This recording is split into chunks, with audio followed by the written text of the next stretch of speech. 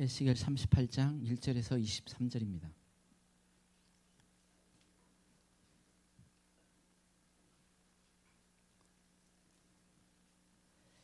에스겔 38장 1절에서 23절 같이 읽겠습니다. 시작. 여호와의 말씀이 내게 임하여 이르시되 인자야 너는 마곡 땅에 있는 로스와 메색 두바랑 곧 고게게로 얼굴을 향하고 그에게 연하여 주 여호와께서 이같이 말씀하시기를 로스와 메색과 두바랑 고가 내가 너를 대적하여 너를 돌이켜 갈기로 내 아가리를 꿰고 너와 말과 기병 곧 내 온 군대를 끌어내되 완전한 갑옷을 입고 큰 방패와 작은 방패를 가지며 칼을 잡은 무리 그들과 함께한 방패와 투구를 갖춘 바사와 구스와 북과 고멜과 그 모든 떼와 북쪽 끝에 도마가 곡숙과 그 모든 때 곧 많은 백성의 무리를 너와 함께 끌어내리라. 너는 스스로 예비하되 너와 함께 무리들이 다 스스로 예비하고 너희는 그들의 우두머리가 될지어다. 여러 날 후 곧 말년에 내가 명령을 받고 그 땅 곧 오래 황폐했던 이스라엘 산에 이르리니 그 땅 백성은 칼에서 벗어 여러 나라의 먹고 할 때 그리고 올라오되 너는 내 모든 때와 너와 함께하는 많은 백성이 광풍같이 이르고 구름같이 땅을 덮으리라. 주 여호와께서 이같이 말씀하셨느니라. 그날에 내 마음에서 여러 생각이 나서 악한 꾀를 내어 말하기를 내가 평원의 고을로 올라가리라. 성벽도 없고 문이나 빗장도 없어도 염려 없이 다 평안히 거주하는 백성에 나아가서 물건을 겁탈하며 누락하리라. 내 손을 들어 황폐하였다가 지금 사람이 거주하는 땅과 여러 나라에서 모여서 짐승과 재물을 얻고 세상 중앙에 거주하는 백성을 치고자 할 때 스바와 드단과 다시스의 상인과 그 부자들이 내게 이르기를 내가 탈취하러 왔느냐 내가 내 무리를 모아 누락하고자 하느냐 금과 금을 빼앗으며 짐승과 재물을 빼앗으며 물건을 크게 약탈하여 가고자 하느냐 하리라. 인자야 너는 또 예언하여 국에게 이르기를 주 여호와께서 이같이 말씀하시기를 내 백성 이스라엘 평안히 거주하는 날에 내가 어찌 그것을 알지 못하겠느냐. 내가 내 고국 땅 북쪽 끝에서 많은 백성 곧 다 말을 탄 큰 무리와 능한 군대가 함께 오되 구름이 땅을 덮은 같이 내 백성이 이스라엘을 치러 오리라. 고가 끝날 때 내가 너를 끌어다가 내 땅을 치게 하리니 이는 내가 너로 말미암아 사람들의 눈에서 내 거룩함을 나타내어 그들을 다 알게 하려 함이라. 주 여호와께서 이같이 말씀하셨느니라. 내가 옛적에 내 종 이스라엘 선지자들을 통하여 말한 사람이 아니냐. 그들이 그때 여러 해 동안 예언하기를 내가 너를 이끌어다가 그들을 치게 하리라. 그날에 곡이 이스라엘 땅을 치러 오면 내 노염이 내 얼굴에 나타내리라. 주 여호와의 말씀이라. 내가 질투와 맹렬한 노여움으로 말하였거니와 그날에 큰 지진으로 이스라엘 땅에서 일어나서 바다의 고기들과 공중의 새들과 들의 짐승들과 땅에 기는 모든 벌레와 지면에 있는 모든 사람이 내 앞에서 떨 것이며 모든 산음이 무너지며 절벽이 떨어지며 모든 성벽이 땅에 무너지리라. 주 여호와의 말씀이라. 내가 내 모든 산 중에서 그를 칠 칼을 부리니 각 사람이 칼로 그 형제를 칠 것이며 내가 또 전염병과 피로 그를 심판하며 쏟아지는 폭우와 큰 우박덩이와 불과 유황으로 그와 그 모든 무리와 그와 함께 있는 많은 백성에게 비를 내리듯 하리라. 이같이 내가 여러 나라의 눈에 내 위대함과 내 거룩함을 나타내어 나를 알게 하리니 내가 여호와인 줄을 그들이 알리라. 아멘. 네, 오늘은 이 에스겔 38장은 이스라엘 전쟁에 대한 내용입니다. 지금 이스라엘 전쟁이 시작되었어요. 하마스라는 가자 지구에 사는 이 팔레스타인 사람들이 이스라엘을 갑자기 정말 생각지 못한 어떤 시간에 공격해서 1,300명인가 현재 밝혀진 바로는 이렇게 죽이고 학살하고 그리고 한 200여 명 포로로 잡아갔다 이야기를 해요. 그래서 이제 이스라엘이 전쟁을 일으켰습니다. 근데 사실은 이게 굉장히 참 이 중요한 의미를 갖습니다. 사실은 어젯밤에 과연 어느 수준까지 얘기를 해야 되나 사실은 고민을 좀 했어요. 사실은 그냥 있는 마음대로 다 전하면 이건 너무 부담이 되고 놀랄 수도 있고. 근데 사실은 제가 이제 이 초막절 마지막 8일째 쉐미릿 아체렛이라는 그 날에 이 이스라엘 전쟁이 시작됐습니다. 사실 제 개인적으로 그 이 8일 쉐미릿 아체렛 초막절 8일 날 지키는 걸 알고 있어요. 근데 아주 이 특이한 날입니다. 원래 일주일인데 하루 8일이 붙어서 완성이 되는 날이에요. 그래서 이게 그 전에는 이런 날을 지킨다 이 정도 알았는데 올해는 이게 확 와닿아가지고 내심 이제 그래서 제가 이제 그 토요일이었죠. 8일 쉐미릿 아체렛 그날 혹시 무슨 일 있는가 하고서나 상당히 긴장하면서 기다리는데 저녁 때쯤 아무 일도 안 일어났어요. 그래서 이게 지금 이 정도 뭔가 깨닫게 해주셨으면 이제. 그런데 이제 이스라엘 전쟁이 일었다는 이야기를 들었습니다. 작은 그냥 미사일 몇 개 쐈겠지 했는데 그게 아니에요. 그런데 또한 이게 제게 아주 소스라치게 놀란 일입니다. 어떤 사람이 마지막 때를 붙잡고 있고 예수님의 오심을 기다리는 사람이라면, 그래서 이거 깨어 있는 사람이라면 사실 굉장히 놀라운 일이 벌어진 거예요. 왜냐하면 왜 이제 이스라엘이 대단히 중요하다는 것을 사실 사람들이 못 잡아서 이게 얼마나 중요한지를 잘 몰라서 사람들이 그냥 보냅니다. 대부분이 대체 신학 때문에 신학교에서나 뭐 교회에서나 그 이스라엘이 이게 중요하다라고 가르치지 않아요. 왜 이래? 교회가 이스라엘 대체했다. 여러분 대체 신학이 없이는 성경이 하나님의 그렇게 뭐 언약을 하고 내가 반드시 이것을 이루겠다 이런 많으면, 만약에 그냥 그 이스라엘이 교회로 대체됐다 이런 정도도 없으면 뭐예요? 하나님은 왕 거짓말장이에요. 왜냐하면 이스라엘을 통해서 많은 약속을 했는데 안 이루어진 것이 너무 많아요. 그러니까 이제 고민하다가 그러면 교회가 다 인계받았다 뭐 이런 식으로 하니까 마음 편하죠. 근데 사실 본문은 이스라엘이에요.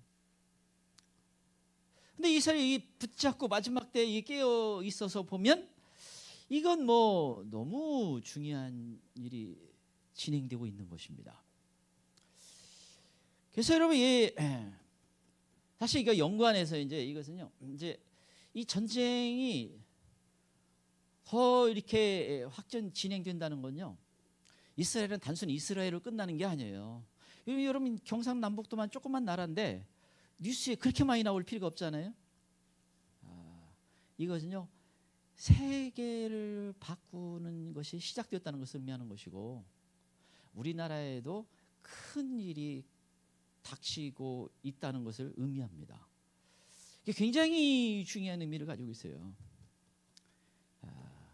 그리고 이것과 연관해서 우리에게는 중요한 주님 배울 날이 가까이 왔다는 것을 의미하기 때문에 이게 대단히 중요한 의미가 있습니다. 그래서 이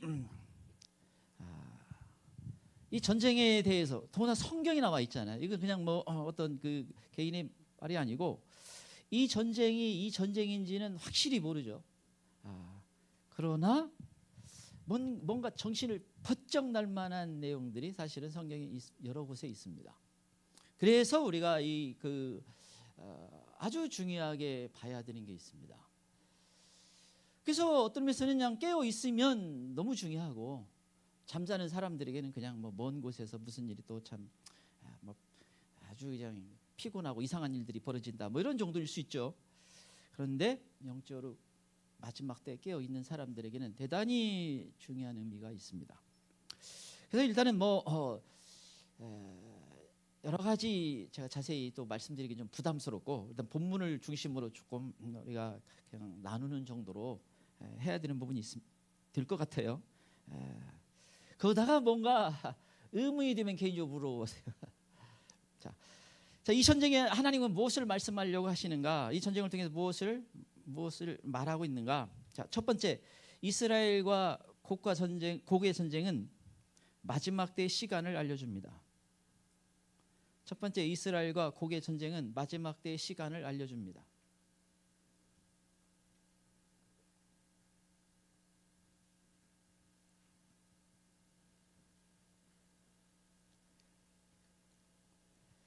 마지막 때의 시간을 알려줍니다. 1절의 9절 같이 읽겠습니다. 시작. 여호와의 말씀이 내게 임하여 이르시되 인자야 너는 마곡 땅에 있는 노스와 메섹과 두바랑 곧 고게게로 얼굴을 향하고 그에게 예언하여 이르기를 주 여호와께서 이같이 말씀하시기를 노스와 메섹과 두바랑 고가 내가 너를 대적하여 너를 돌이켜 갈고리로 내 아가리를 깨고 너와 말과 기마병 곧 내 온 군대를 끌어내되 완전한 갑옷을 입고 큰 방패와 작은 방패를 가지며 칼을 잡은 큰 무리와 그들과 함께한 방패와 투구를 갖춘 바사와 구스와 북과 고멜과 그 모든 떼와 북쪽 끝에 도갈마 족속과 그 모든 떼 곧 많은 백성의 무리를 너와 함께 끌어내리라. 너는 스스로 예비하되 너와 내게 모인 무리들이 다 스스로 예비하고 너는 그들의 울음머리가 될지어다. 여러 날 후 곧 말년에 내가 명령을 받고 그 땅 곧 오래 황폐하였던 이스라엘 산에 이르니 그 땅 백성은 칼을 벗어나서 여러 나라에서 모여 들여오며 이방에서 나와 다 평안히 거주하는 중이라.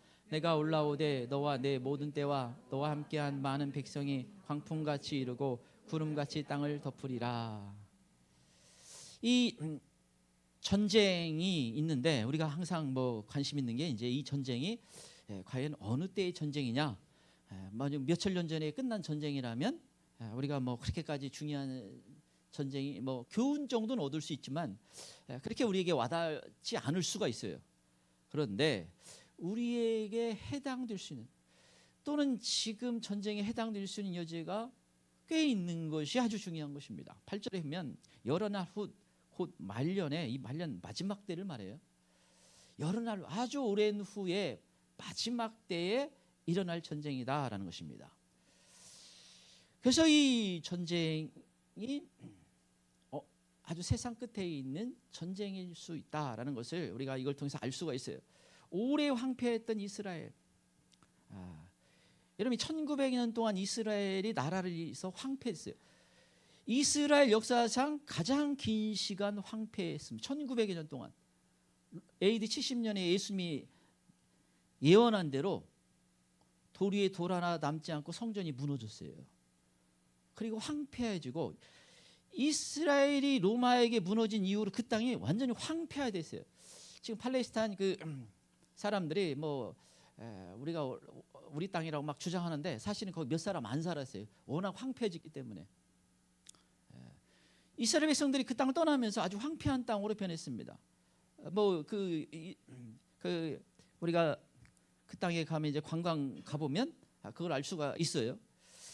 그런데 이 이스라엘이 다시 돌아와서 나라를 세우고 그 땅을 가꾸면서 굉장히 좀 놀라운 일들이 벌어지고 있습니다. 그래서 나무도 심고 가꾸고 농산물 키워서 많은 나라에 농산물을 수출하는 데까지 갔어요. 참 그렇게 황폐했던 땅에서 가꾸어서 농산물을 수출하는 데까지 유럽으로 수출하는데 그 정도까지 된다는 게 참 대단한 것입니다. 근데 여러 나라에서 모여 들어오며 이 황폐한 이유로 여러 나라 세계 곳곳에서 모여든다는 거예요. 그래서 1948년 나라가 세워지게 됩니다. 역사상 있을 수가 없는데 하나님이 이스라엘을 회복했어요. 여러분 왜 대체 신학이 생겼냐면 여러분 AD 보통 이제 콘스탄틴 황제 때 정도 되면 거의 이스라엘이 교계에서 사라져요. 여러분 오순절 성령이 임하고 나서 그때 성도들이 다 누구예요? 유대인들이었어요. 그런데 유대인들이 좀 늘어나긴 했는데 이제 바울 사도가 1차, 2차, 3차 선교여행 떠나고 로마까지 갑니다. 그 당시 되면서 이미 이방인들이 많이 예수 믿기 시작합니다. 그래서 비율이 점점점 이방인이 많아지다가 그리고 유대인들이 이제 흩어지고 더 거의 사라지게 됩니다. 콘스탄틴 대제 때 로마의 기독교가 국교가 될 정도 될 때는 그래서 이스라엘 색채를 다 지워요. 그때 절기도 다 사라집니다. 원래 한 200~300년 지켜왔던 절기도 다 사라져요. 다 빼버립니다. 그리고 100년이 지나도 200년이 지나도 이스라엘은 이제 지도상에 보면 없잖아요. 그런데 하나님의 많은 약속은 있고, 그때 무슨 생각이 들어요? 이스라엘은 끝났고 우리가 이스라엘이다. 그게 이제 대체 신학이 됩니다. 그게 1900여 년 지나왔으니 이게 얼마나 오래 굳었겠어요. 누구도 뭐 이의 제기를 못 하는데, 그런데 이 시대에 와가지고 1948년 이스라엘 나라가 세워지면서 유대인들이 많이 이제 뭐 아주 소수긴 하지만 믿기 시작하잖아요. 왜 이스라엘이 끝났냐? 성경 어디서 나오냐? 할 말이 없잖아요. 그리고 마지막 때 눈이 열어지는 사람들이 뭐예요? 하나님이 이스라엘을 다시 세우셨구나. 하나님의 그 많은 약속이 이스라엘 통해서 다시 이루어지는구나. 이제 그걸 깨닫기 시작합니다. 그 비율도 아직까지 소수지만, 그래서 이 이스라엘 다시 역사의 전면에 등장하는 것 굉장히 중요하죠. 마태복음 24장 32절 34절 예수님이 무화과 나무 비유를 배우라. 이제 잎을 가지가 연하해지면 때가 다 되었다는 걸 알아라. 얼마나 이 중요한 이 이스라엘이 이 시간표가 되는지 모릅니다. 그런데 평안히 거주하는 중이라 중동 전쟁이 한 1차, 2차, 3차, 4차까지 있었어요. 막 세워질 때 계속 이스라엘을 공격하는데 하나님이 놀랍도록 승리를 주셨습니다. 그리고 이제 이번에 그 이후로 가장 한 50여 년 만에 심각한 전쟁이 벌어졌죠. 그래서 이게 5차 중동 전쟁이 아니냐 이렇게 지금 의심을 하고 있는 시간이에요. 근데 오늘 이 에스겔 38장을 통해서 우리가 이스라엘 전쟁의 아주 중요한 전쟁을 하나 보는데, 먼저 이게 우리가 누구에 의해서 이게 전쟁이 되는가? 2절에 보면 곡이라는 사람에 의해서 이 전쟁이 주도된다는 것입니다. 곡은 어떤 사람이에요. 그리고 곡은 마곡 땅을 다스리는 왕으로 말씀하고 있습니다. 그럼 마곡 땅은 어디인가? 로스와 메섹과 두발, 로스와 메섹과 두발이다. 마곡 땅을 했습니다. 그래서 이 메섹과 로스는 러시아고, 메섹은 보통 그 모스크바를 얘기한다 이렇게 얘기해요. 그리고 이제 두발은 뭐 우크라이나 좀 포함해서 그 밑에 있는 뭐 아르메니아까지 일부 이렇게 그 두발이라고 이야기를 합니다. 결국 뭐 러시아를 의미하는 거예요. 그리고 이제 15절에 보면 그것도 힌트까지 주겠습니다. 어떤 곳이 그 마곡이 어디 있는가? 북쪽 끝에 있다라고 합니다. 북쪽, 그것은 이스라엘 중심으로 정확히 북쪽. 그래서 그 우리 그 시차가 모스크바하고 예루살렘은 똑같아요. 우리가 이제 시간을 1시간씩 나누잖아요. 우리가 뭐 북경하고는 1시간 차이 나고 이런 식으로 나누는데 이 모스크바는 똑같아요. 그게 이제 북쪽 끝이죠. 근데 결국 이스라엘 중심으로 동서남북을 이야기하는데 북쪽은 러시아입니다. 이걸 통해서 확실히 러시아인 줄 알 수가 있죠. 그런데 곡이라는 인물이 지금 이 전쟁을 주도를 하는데, 이 마곡 땅의 왕인 곡이 혼자 하는가? 그렇지 않다는 것이요. 5절에 보면 바사와 구스와 붓입니다. 바사는 페르시아. 1920, 30년 전까지는 다 이게 페르시아로 불렸어요.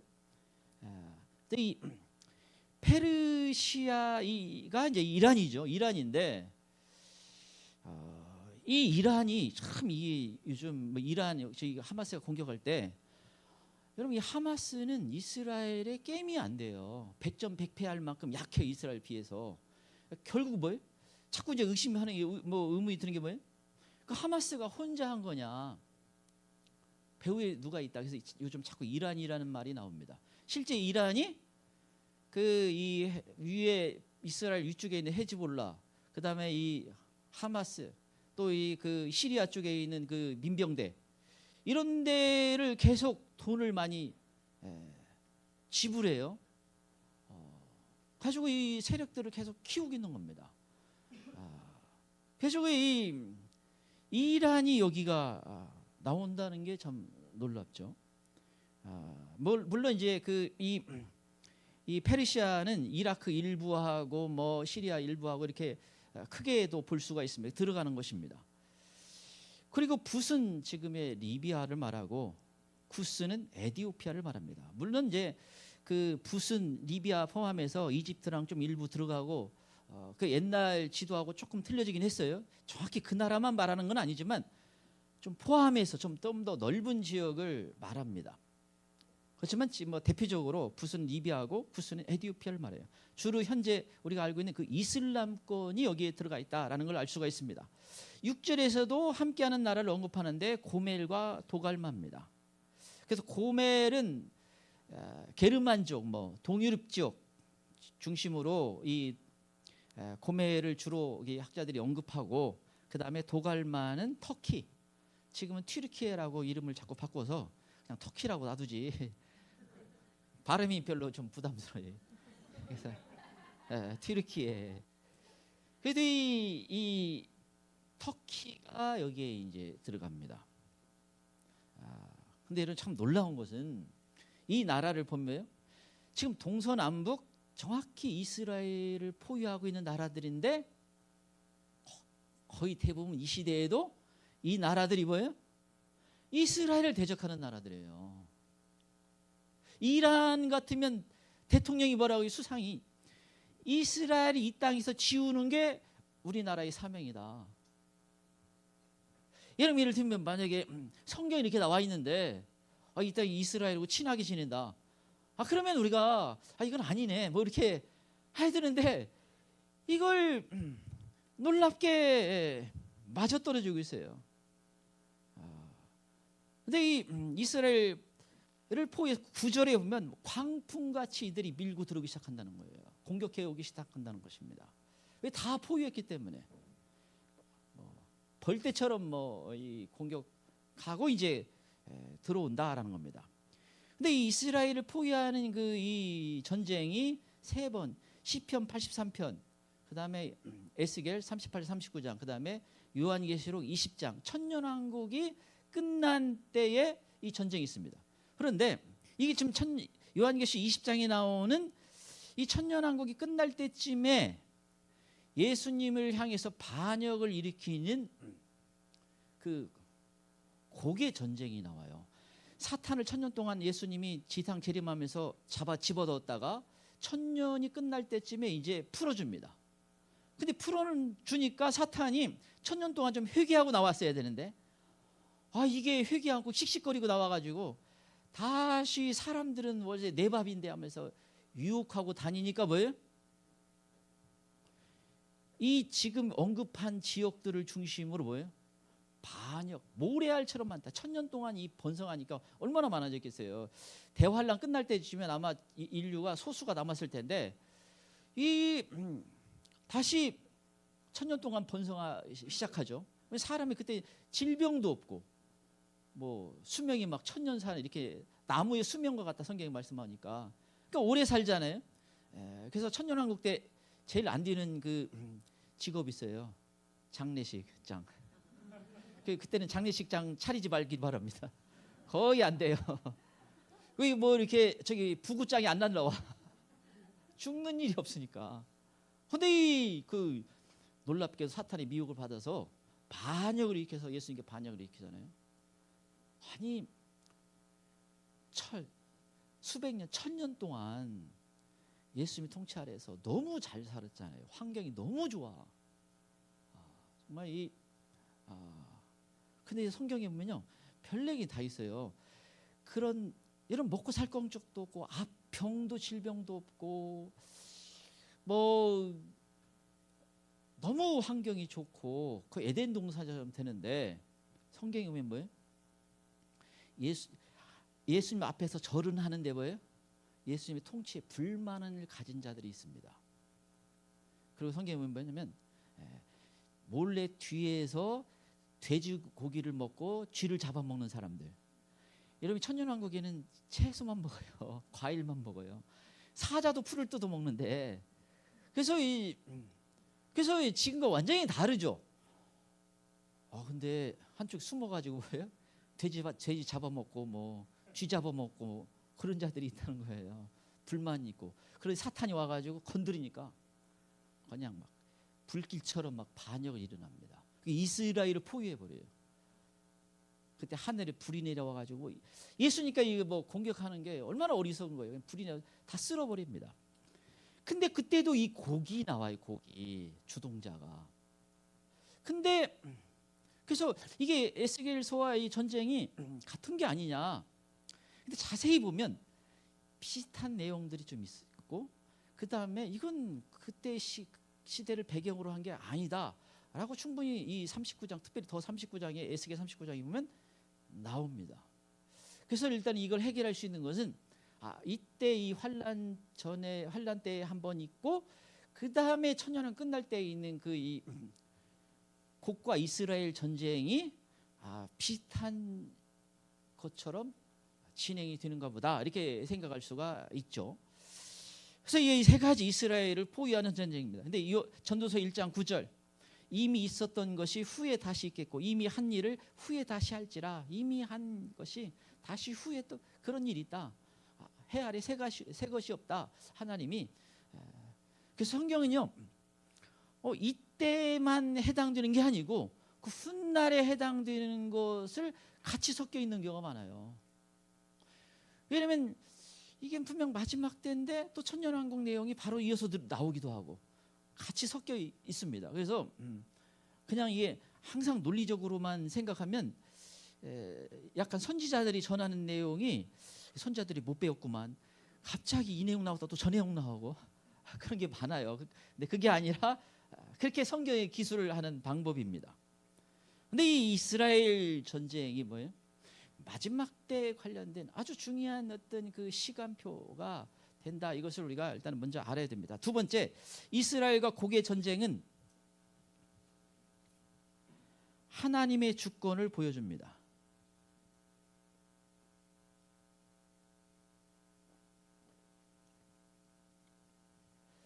두 번째, 이스라엘과 곡의 전쟁은 하나님의 주권을 보여줍니다.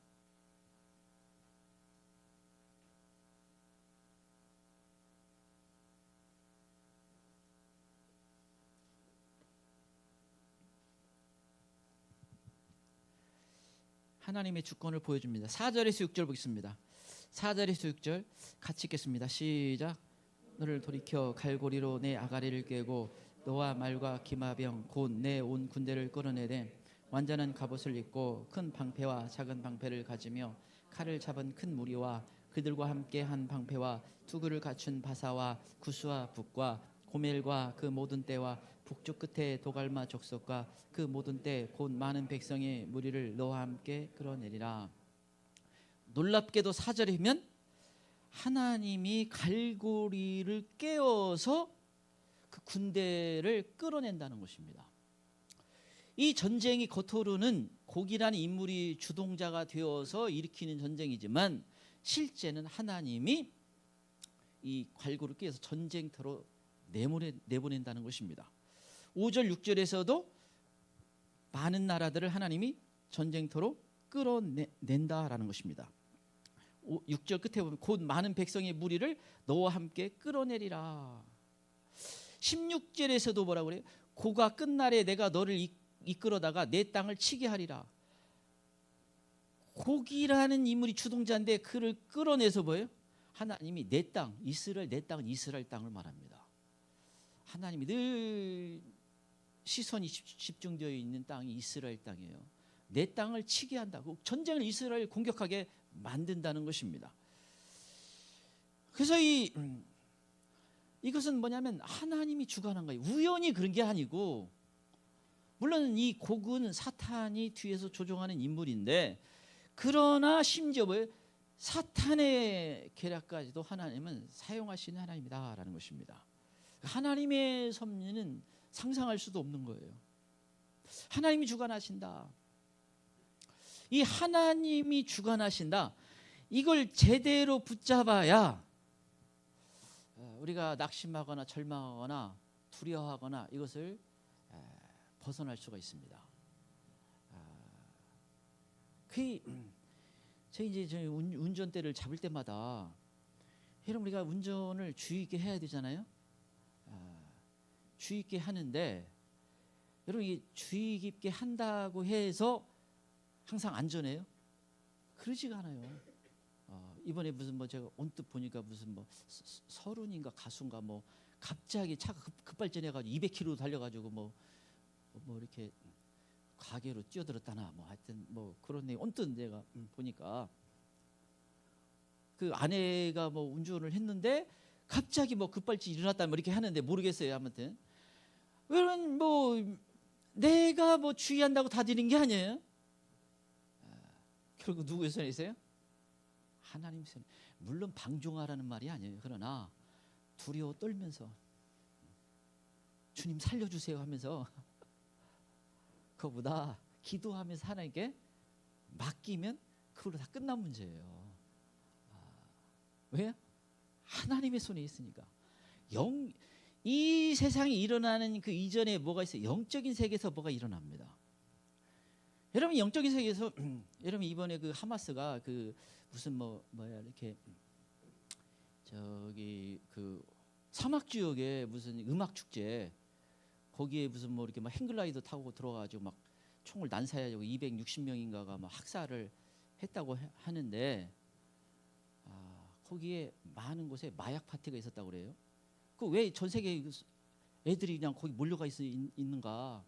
많은 곳에 마약 파티가 있었다는데 그 말은 뭐예요? 죽음의 세력들이 득실득실했다는 말이에요. 그 하마스가 정보를 입수하고 거기를 친 거 아니에요. 거기 죽이고 거기서 많이 끌어가자. 왜냐면 이제 그게 또 가까워. 그 영적인 세계에서는 사실 이미 뭐예요? 이미 뭔가 일어나고 있어요. 그리고 실제 세계에서 이제 뭐가 일어납니다. 여러분 영적인 세계 아무 일도 안 일어나는데 실제 세계에 일어나는 게 아니에요. 그래서 우리가 이 기도라는 게 절대적으로 중요하고 하나님을 신뢰하는 게 중요한 것입니다. 그래서 여러분이 하나님이 주관하신다. 결국 하나님의 손에 있다. 때때로 우리가 다 이해 못할 일이 있을 수 있어요. 그런데 하나님이 허락한 것은 확실해요. 그래서 이 하나님의 신뢰하는 게 중요합니다. 그래서 이 다니엘서 1장이면 바벨론이 나라가 망해서 다니엘이 포로로 잡혀갔는데 성전에 보물을 다 뺏어갔어요. 근데 성경이면 주께서 하나님이 그렇게 하셨다는 거면 이게 납득이 안 되잖아요. 아니 하나님이 당신을 예배드리는 그 성전에 그 보물이 많이 있는데 그걸 바벨론이 뺏어가도록 바벨론으로 가져가도록 하나님이 그렇게 하셨다는 거예요. 그건 이스라엘 백성의 죄와 연관되어 있습니다. 그들이 예배를 드리는데 마음을 드리지 않았어요. 형식만 있는 겁니다. 그게 하나님이 그냥 아주 제가 지긋지긋하다. 그게 계속되니까 하나님이 바벨론을 향해서 치도록 만든 겁니다. 그리고 포로로 잡아가게 한 거예요. 그게 우리 인간적인 생각으로는 이해는 되지 않지만 큰 하나님의 섭리 가운데 있는 건 분명한 겁니다. 그래서 이 다니엘이 그 인생에서 뭐 뛰어난 지혜를 갖고 뭐 머리를 갖고 다 하나님이 하셨다라고 1장에 얘기하고 있어요. 그 겉으로는 바벨론 왕이 주도권을 갖고 있는데 하나님이 왜? 바벨론 왕이 주도권을 갖고 그 주변 모든 나라를 다 제압합니다. 막강한 제국이 돼요. 그래서 그냥 천년만절 갈 것 같은데 바벨론이 순식간에 멸망합니다. 그리고 그 느부갓네살이 뭐예요? 오늘 꿈을 꿨는데 구루터기가 그냥 잘라버리잖아요. 하나님이. 그래서 다니엘이 해석해 주면서 겸손해야지 아니면 하나님이 치십니다. 그런데 지붕에 올라가가지고 뒷짐지고 이 큰 제국 다 내 힘으로 한 거지. 그동안 정신병이 와가지고 7년 동안 풀 뜯어먹고 다니잖아요. 왕이 쫓겨나요. 그리고 하나님이 예언한 대로 7년 있다가 다시 또 왕자리 줍니다. 그때부터 엄청 겸손해져요. 하나님 한 번씩 이렇게 좀 한 대씩 때려야 정신 차리지. 그 이방인 왕도 뭐예요? 하나님의 손에 있다는 걸 그 다니엘서를 보여주는 거예요. 그래서 하나님이 주권자다. 이걸 붙잡아야 제대로 신앙생활을 할 수 있습니다. 요셉처럼 형들이 미움을 받아서 애굽의 노예로 팔려가서 또 억울하게 이 감옥에 들어갔는데 요셉이 하나님의 손에 있다는 걸 깨달았어요. 그리고 어떻게 형들을 만났을 때 총리가 됐으니까 그때는 막강히 형들을 그냥 다 제거할 수도 있었는데 형들을 용서하는 마음을 가졌습니다. 왜? 당신들이 파라스 나라 이곳에 온 게 아니고 하나님이 우리를 살리려고 미리 나를 보내셨습니다. 이건요 하나님의 주권을 제대로 깨달아야 고백할 수 있는 거예요. 그래서 시각이 달라지는 것입니다. 그래서 때때로 우리가 다 그렇다고 해서 우리가 일어난 일을 다 이해할 수 있는 건 아니에요. 그러나 하나님의 주권 가운데 있다. 그걸 우리가 붙잡아야 됩니다. 그래야 우리가 제대로 신앙생활을 할 수가 있습니다. 자, 세 번째, 이스라엘과 고개의 전쟁은 하나님이 어떤 분이라는 것을 알리는 전쟁입니다.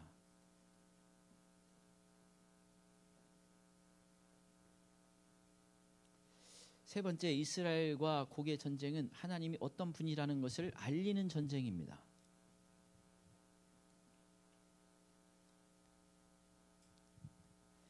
하나님이 어떤 분이라는 것을 알리는 전쟁입니다. 14절에서 23절 보겠습니다.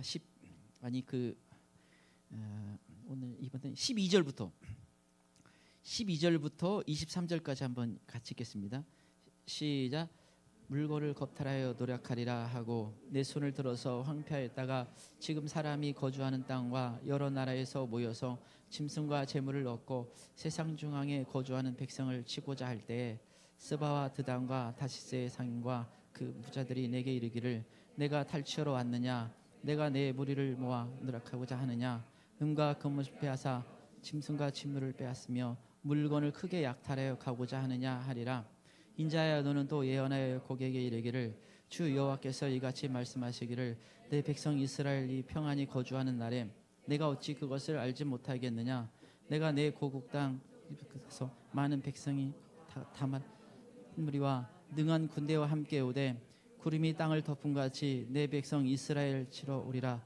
고가 끝날에 내가 너를 끌어다가 내 땅을 치게 하리니 이는 내가 너로 말미암아 이방 사람 눈앞에서 내 거룩함을 나타내어 그들이 다 나를 알게 하려 함이라. 주 여호와께서 이같이 말씀하시니라. 내가 옛적에 내 종 이스라엘 선지자들을 통하여 말한 사람이 내가 아니냐. 그들이 그때 여러 해 동안 예언하기를 내가 너를 이끌어다가 그들을 치게 하리라. 그날에 고기 이스라엘 땅을 치러 오는 내 노염이 내 얼굴에 나타나리라. 주 여호와의 말씀이니라.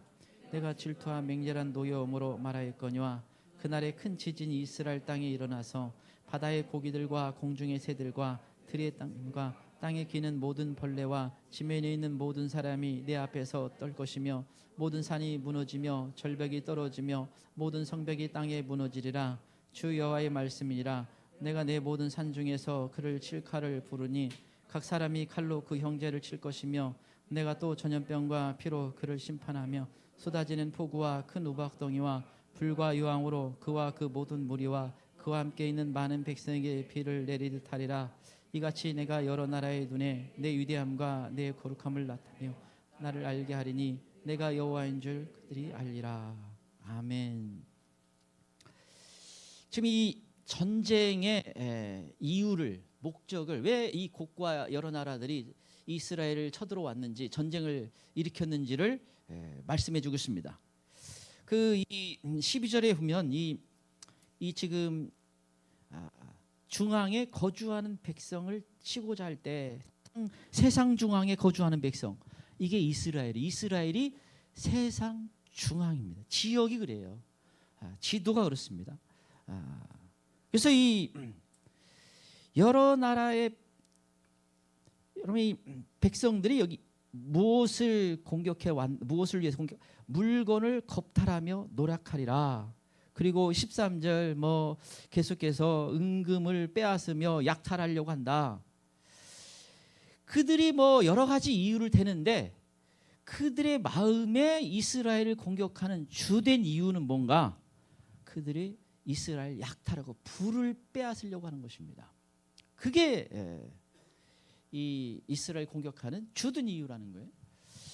여러분 이 지금 골란 구원을 여러분 이스라엘이 지금 차지하고 있어요. 원래 이 중동 전쟁 때 그 시리아를 통해서 이스라엘이 점령하게 된 곳입니다. 거기 안 돌려 줬죠. 왜냐하면 그게 이 만약에 그 땅이 없으면 뭐 이 이스라엘의 주로 물을 공급원이 갈릴리 바다를 통해서 공급받는데 그들이 장난치면 이 물이 끊어지면 이스라엘은 완전히 뭐 죽게 됩니다. 그래서 이 갈릴리 바다 연관돼 있기 때문에 그 땅을 돌려줄 수가 없는 거죠, 이스라엘. 그런데 근래에 이 엄청난 석유가 골란 구원에 매장되어 있다는 걸 발견됐어요. 그래서 이제 이스라엘이 우리가 채취해야 된다 할 때 누가 발끈한 줄 알아요? 러시아의 푸틴이 발끈했습니다. 어찌 이스라엘이냐? 여러분 이 푸틴이란 인물이 쓴 논문이 그 학위를 받은 논문이 뭔지 알아요? 천연자원이에요.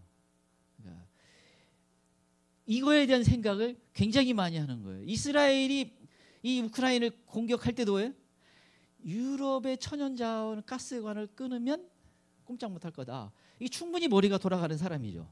이게 자기가 갖고 있는 그런 또 여러 나라들 이스라엘이 지금 주변 나라들보다 월등히 잘 살아요.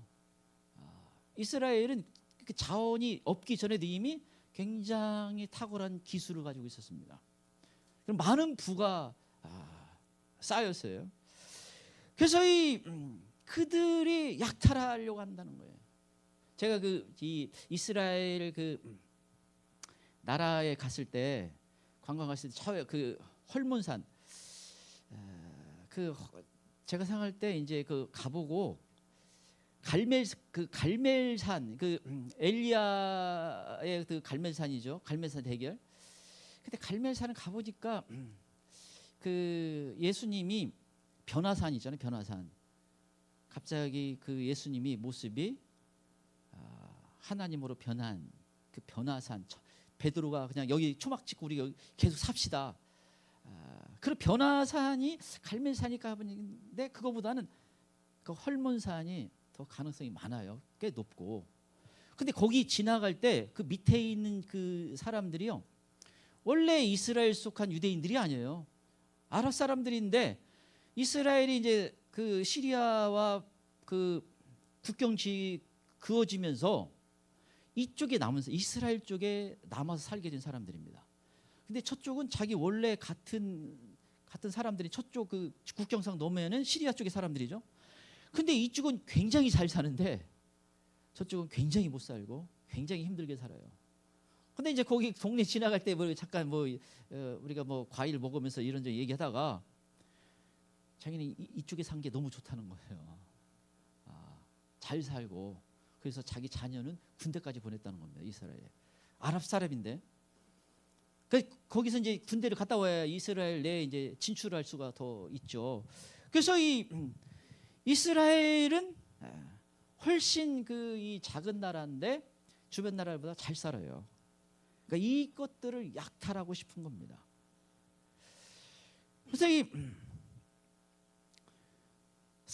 사해에는 뭐 엄청난 광물질이 있다고 하고 지금 뭐 지중해 쪽에는 가스와 엄청난 그 원유가 들어가 있다 이렇게 이야기를 해요. 그래서 가스를 근래 시추해서 이제 이스라엘이 팔기 시작했습니다. 뭐 저 이집트하고도 무슨 뭐 그때 15조인가 하여튼 뭐 많아요. 뭐 그 유럽 쪽에 많은 것을 수출하게 돼 있습니다.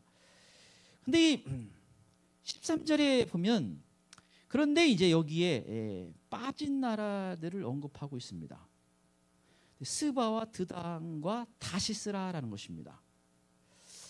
그 스바와 드단이 사우디아라비아, 아랍에미리트, 무슨 뭐 쿠웨이트, 카타르 뭐 요런 나라들이 있죠. 그 아라비아 반도 쪽 요런 나라들인데 놀랍게도 뭐예요? 지금 이 사실 하마스가 뭐 한간의 그 학자들은 전문가들은 뭐라고 해요? 사우디아라비아, 이스라엘이 평화조약을 맺을까봐 전쟁 일으켰다 이렇게까지 말할 만큼 굉장히 지금 좋은 분위기로 가고 있어요. 놀랍게도. 그래서 왜 그런가? 이란과 사우디는 아주 원수처럼 지냅니다. 그래서 수니파와 이 시아파예요.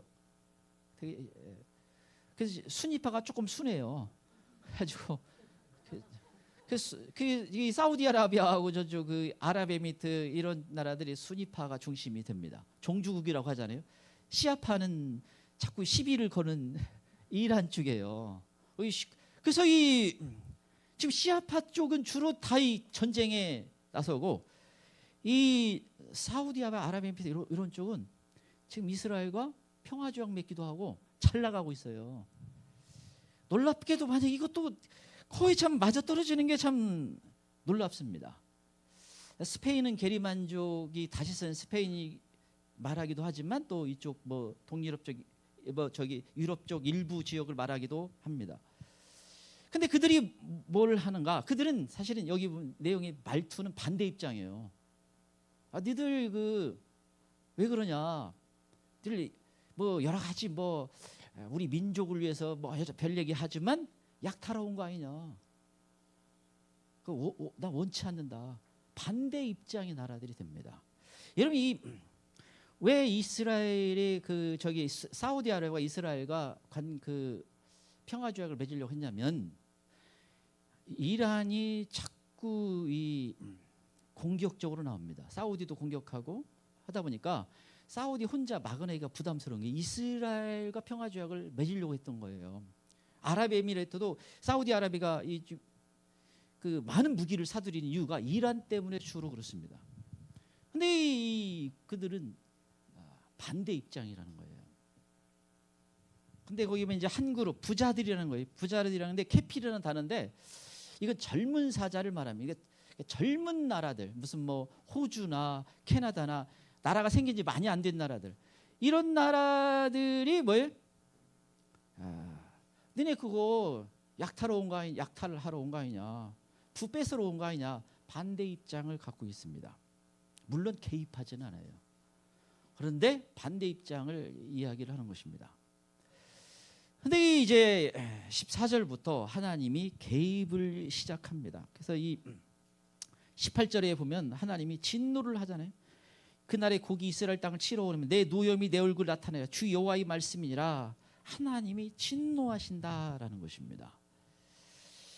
하나님이 아까 전쟁을 일으켰는데 이스라엘을 공격할 때 진노를 한다는 거예요. 그래서 우리가 기도할 건 뭐냐면요. 이 한국이 훗날 마지막 끝에 이스라엘 공격하는데 참여하지 않도록 기도해 줘야 돼요.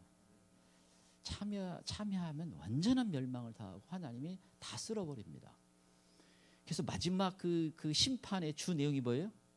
이스라엘을 공격했냐 안 공격했냐. 이게 기준이 이런 내용들이 나와요.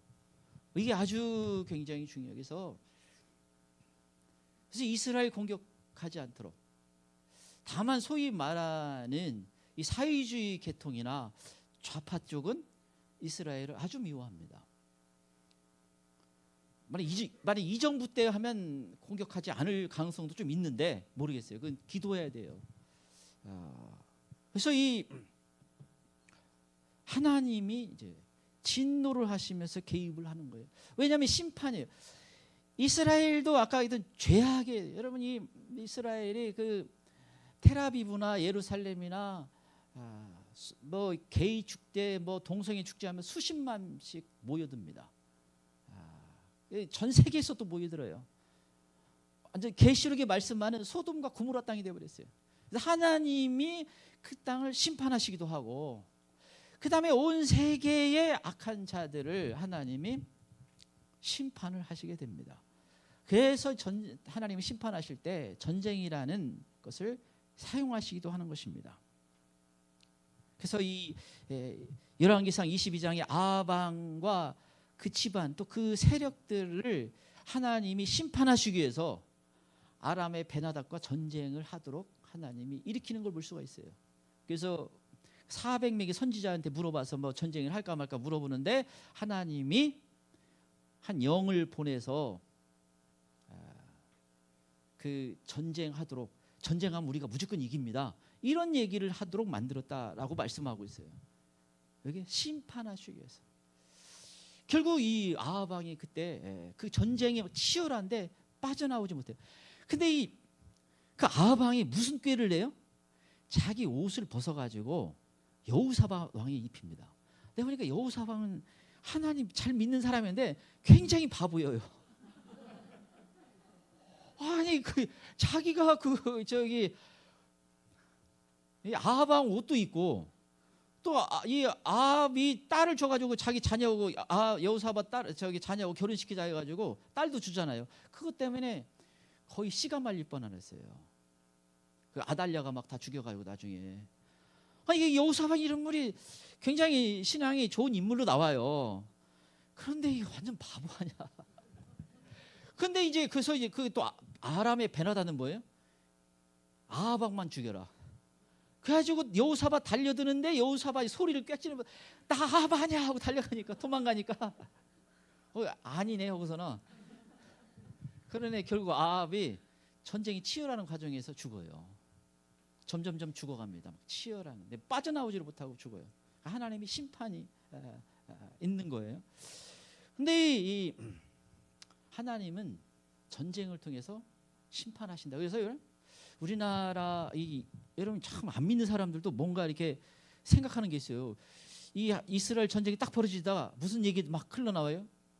이거 한국을 소환하자. 우리나라가 위험하다.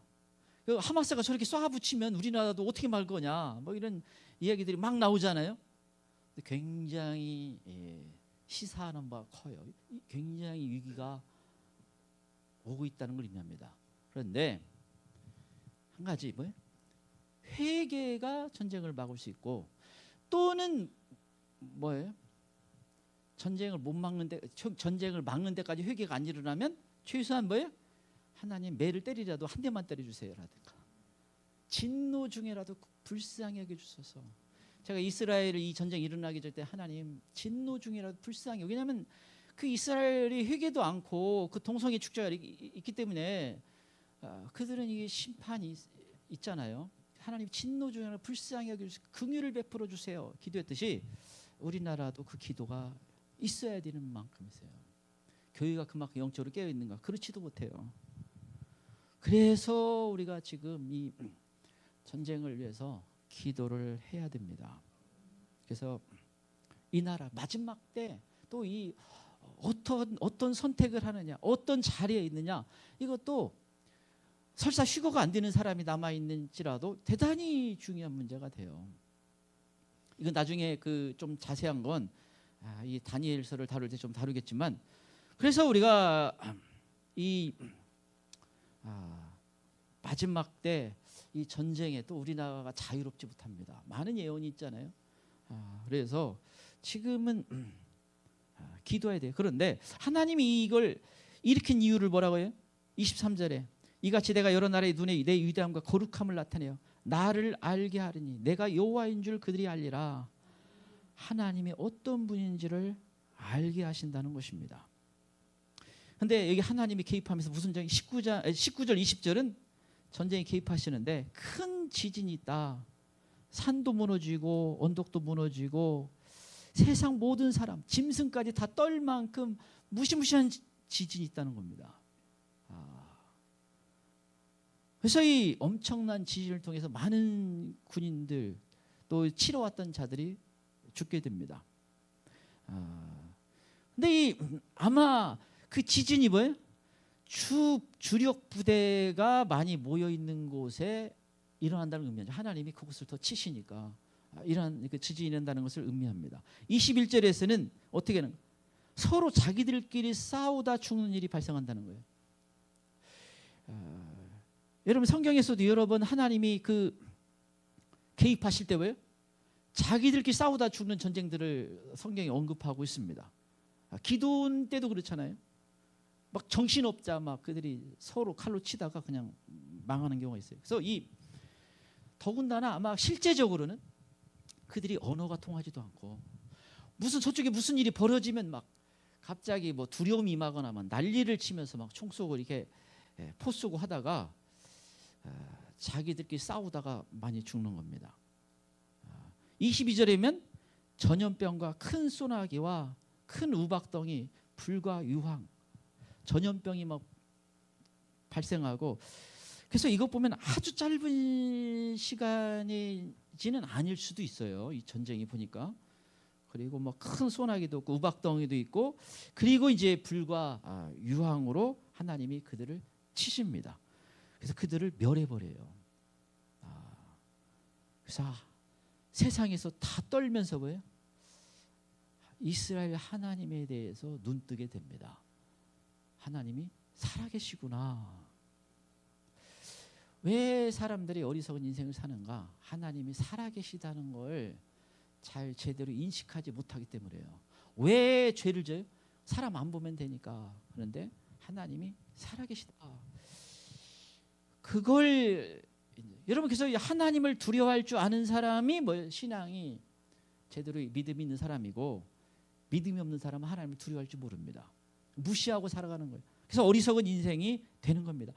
하나님을 두려워할 줄 알면 죄를 져도 빨리 회개하고 돌아서는데, 하나님을 모르니까 어리석은 인생을 살아요. 그래서 하나님이 내가 여호와인 줄 알리라, 전 세계에 그걸 나타내는 것입니다. 자, 끝으로 네 번째, 이스라엘과 고개 전쟁은 적그리스도의 등장과 연관되어 있습니다.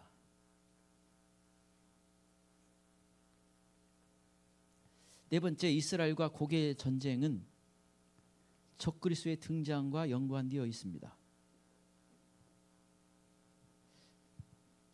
적그리스도 등장과 연관이 1절에 3절 보겠습니다. 1절 3절입니다. 같이 읽겠습니다. 시작. 여호와의 말씀이 내게 임하여 이르시되, 인자야 너는 마곡 땅에 있는 노스와 메섹과 두발 왕 곧 고게게로 얼굴을 향하고 그에게 예언하여 이르기를, 주 여호와께서 이같이 말씀하시기를, 노스와 메섹과 두발 왕 고가 내가 너를 대적하여. 고가 내가 너를 대적하여. 이 사실은 고기라는 인물이지만 그를 조종하는 인물은 사탄입니다. 이 마지막 때에 등장하는 적그리스도가 있는데, 이 자의 특징은 뭐예요? 성경에 보면 이 적그리스도에 대해서 하나님을 대적하는 자다, 하나님을 비방하는 자다, 하나님을 두려워할 줄 모른다. 이게 이 적그리스도의 중요한 특징입니다. 세상 끝에 등장하는데, 무저갱에서 올라온 어떤 영이 그 성경에 들어가는 걸 볼 수가 있습니다. 그래서 이 사탄이 요한계시록 13장이면 자기 보좌와 권세와 능력을 적그리스도에게 준다고 되어 있어요. 결국 사탄이 뒤에서 조종하는 것입니다. 근데 이 다니엘서 11장 40절 45절에 보면 이 적그리스도가 나와요. 그 다니엘 11장 앞쪽에는 에피파네스라는 역사적인 인물이 있는데, 적그리스도 예표가 되는 인물이에요. 이 에피파네스라는 인물이 적그리스도가 등장하면 어떤 짓을 할 것처럼 보이는 일을 합니다. 근데 11장 40절 45절에는 역사적으로 일어난 일이 아니에요. 그래서 그냥 항상 성경을 과거에 일어났던 일로만 해석하는 많은 사람들이 그거 난제예요. 이건 일어난 일이 아니기 때문에 사실 적그리스도에 대한 이야기예요. 근데 거기에 보면 전쟁에 대한 내용이 나옵니다. 적그리스도가 등장할 때 많은 나라를 멸하는 걸 나와요. 그래서 이 전쟁을 통해서 이 적그리스도가 등장하는데, 아마 평화주의자로 등장할 수도 있고, 적그리스도는 이걸 보면 뭐야, 선거를 통해 가지고 권력을 잡는 게 아니고 어떤 중요한 기회를 엿보다가 권력을 잡는 것으로 보입니다. 그런데 그 자가 모든 권력을 다 제거, 성경이면 열왕이 적그리스도에게 굴복을 하는데 새 왕을 뿌리째 뽑아버립니다. 모르겠어요.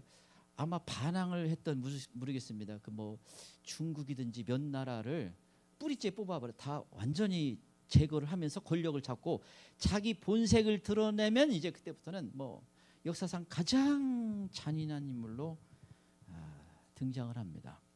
근데 하나님이 그걸 허락을 해요. 요한계시록 13장 7절이면 권세를 받아 성도들과 싸워 이기게 되고, 권세를 받아서 하나님이 허락하신다는 거죠. 13장 10절에는 사로잡힐 자는 사로잡힐 것, 칼에 죽을 자는 마땅히 칼에 죽을 것이니 수많은 순교의 피가 흐르게 됩니다. 휴거되지 않고 남아있는 성도들은 이 적그리를 통해서 수많은 피를 흘리게 됩니다. 제가 이해하기는 휴거되는 사람은 이 사람을 적그리스로 대하지 않고 그냥 모르고 올라갈 수 있어요. 물론 위에서 뭐 볼 수 있겠지만 그런데 남아있는 사람은 잠시 속았다가 그리고 아주 잔인한 인물로 등장을 합니다. 근데 참 이 재밌는 건 성경에 이제 저기 이건 성경이 아니고 뭐 여러 가지 이렇게 천국과 지옥 간증이 있잖아요. 뭐 많이 나오는데 그 중에 이스라엘 소년 나단이라는 소년은 뭐 전에 한번 들어보니까 곡이라는 인물이 이런 얘기는 성경이 모르는데 그 옆에서 이제 자꾸 물어보더라고요. 성경 내용 이런 게 저런 게 이제 이렇게 나와 있기 때문에 그걸 근거로 막 옆에 랍비가 물어보던데.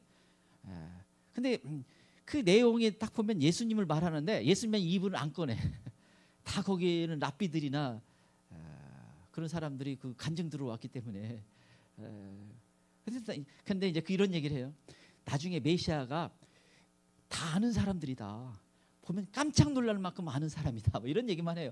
그분은 죄가 하나도 없다. 한 개도 없다. 뭐 이런 식으로 해요. 우리 예수님이란 걸 너무 잘 알잖아요. 근데 거기 있는 사람들 그래? 누구지? 뭐. 근데 이제 이 나단이 곡이란 인물이 이스라엘을 완전 점령해 버린다. 그런데 곡은 오바마다 이렇게 해요. 이건 성경에 안 나와요. 이게 뭐 그냥 그 애가 그렇게 얘기를 하는 내용만 내가 잠깐 뭐 얘기하면 그래요. 근데 아무튼 이 인물 보기 전에 올라오고 싶어요. 아마도 이런 전쟁이 있을 때 그리고 휴거가 일어나고 그리고 이 하나님이 이 멸망을 시킬 때쯤 뭐예요? 이 인물이 등장해서 수습한다고 하다가 자기가 다 잡아가는 저기를 권력을 잡는지도 모르겠습니다.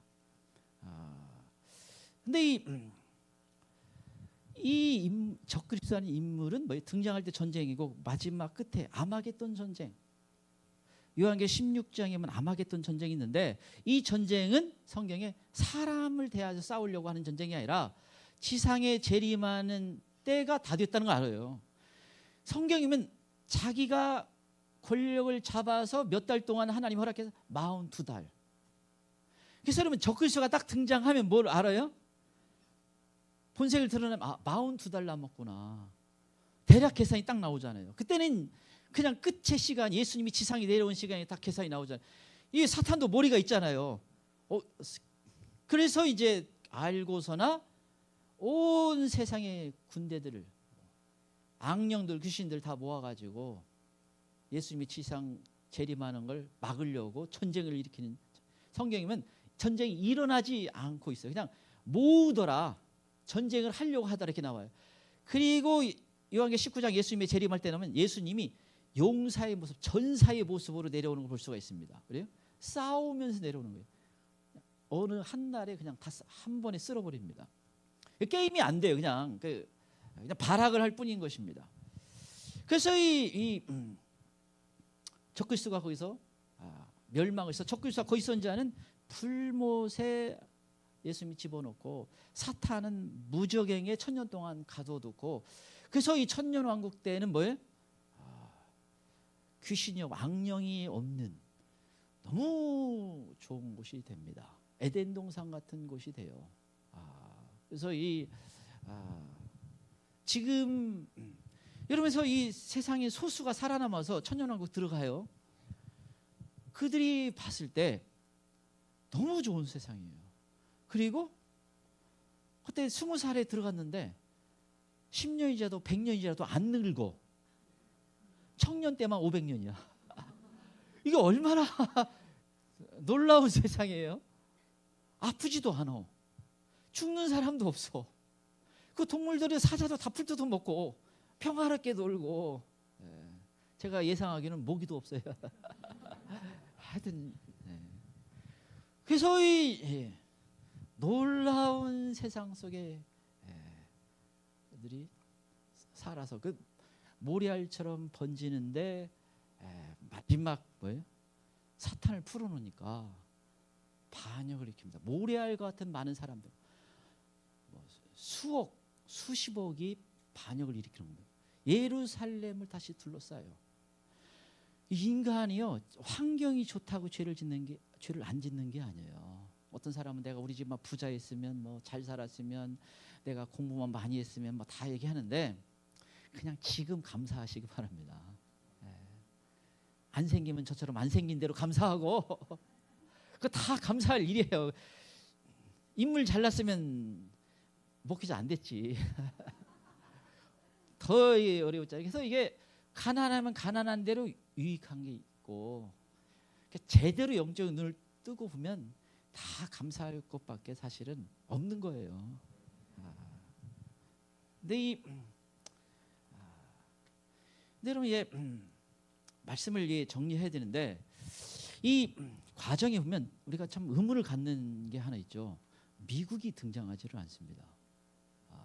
여러분, 미국은 이스라엘과 동맹 관계예요. 동맹은 무조건 참여하는 게 동맹 관계입니다. 그렇지 않으면 다른 나라가 동맹 관계를 하려고 하질 않을 거 아니에요. 우크라이나하고는 달라요. 이스라엘은 바로 그 항공모함을 파견하자면 동맹 관계이기 때문에. 우리나라하고도 동맹 관계잖아요. 이건 바로 개입을 하는데, 아까 얘기했듯이 개입하는 나라가 없어요. 이스라엘 혼자 있어요. 아까 이렇게 그 전쟁에 참여하지 않지만, 저것들 약탈하러 간다.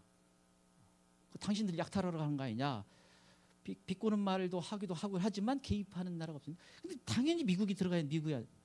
이거 두 가지 중에 하나가 있어요. 하나가 미국이 망한 거예요. 그 사이에 뭐 핵을 맞았든지 뭔가 미국이, 아니면 미국 내에 무슨 뭐 예언들이 있죠. 뭐 엄청난 지진이 있어가지고 미국이 막 둘로 갈라진다. 뭔가 미국이 망한 겁니다. 또 하나가 미국 안에 엄청난 뭔가 일이 벌어져가지고 여기에 싸울 수 있는 것이 없는. 그러니까 결국 미국이 둘 다 결국 미국의 몰락인 거예요. 지금도 그 이슬람들이 지금 이스라엘을 공격하려고 하면서 뭐예요? 미국을 자꾸 이렇게 시리아에 있는 곳을 자꾸 공격하잖아요. 그러니까 미국이 자꾸 이란에게 개입하지 마라 하면서 그만해라 막 하잖아요. 그러니까 지난주인가 하마스 지도자하고 이 이란 지도자가 어디 갔어요? 러시아에 갔습니다. 사실은 제가 이게 전할까 말까 한전할 수가 없는 거예요. 너무 그대로 흘러가가지고. 그래서만 이제 물론 이 전쟁인지는 몰라요. 어떻게 우리가 진행돼야 되는 건 보는데, 그런데 갑자기 무슨 일이 벌어졌어요? 미국이 멸망하거나 혹시나 휴거가 일어나거나 어떤 일이 있을지는 모르죠. 그래서 이스라엘을 물밀듯이 공격하러 들어갈 수도 있고, 그건 뭐 하나님만 아시는데, 이 전쟁이 이 전쟁인지는 확실하게 모르겠지만 지금은 너무나 놀랍게 이걸 보게 됩니다. 왜냐하면 이게 굉장히 중요한 시간에 이게 벌어졌어요. 그리고 굉장히 성경에서 말씀하시는 부분과 많은 부분이 닮아 있습니다. 그래서 뭐예요? 정말 기도하고 깨어 있어야 돼요. 어떤 의미에서 마지막 때 정말 주님을 기다리는 사람들에게 정신이 번쩍 나도록 할 수 있는 일이 진행되고 있다, 이렇게 말씀드릴 수가 있어요. 왜냐하면 우리가 이게 어떻게 진행될지 완벽하게 다 이해는 못하지만, 아직 어떻게 뭐 진행되는 확실하지는 않지만, 그러나 이 말씀만 보더라도, 다른 말씀을 이 말씀만 보더라도 굉장히 중요한 시기라는 걸 알 수가 있고, 하나님이 뭔가 깨우시고 있는 건 아주 분명합니다. 그리고 이것은 생각지 않은 때에 일이 진행될 수 있다라는 걸 의미해요. 아니, 어쩌면 사실은 훨씬 중요해요. 훨씬 중요한데, 그런데 현재 말씀드릴 수 있는 건 뭐 이 정도까지인 것 같아요. 그래서 지금은 깨어 기도할 때다. 그래서 이스라엘을, 성경이 이스라엘 위해서 기도하라고 하거든요. 여러분, 이거 이스라엘 사람이 잘해서 뭐 이스라엘 사람이 귀여워서 그런 게 아니에요. 하나님의 마음이 거기 있으니까. 그건 내가 이성으로 논리로 다 해석하면 안 되고, 나는 하나님 편에 서야 되는 거예요.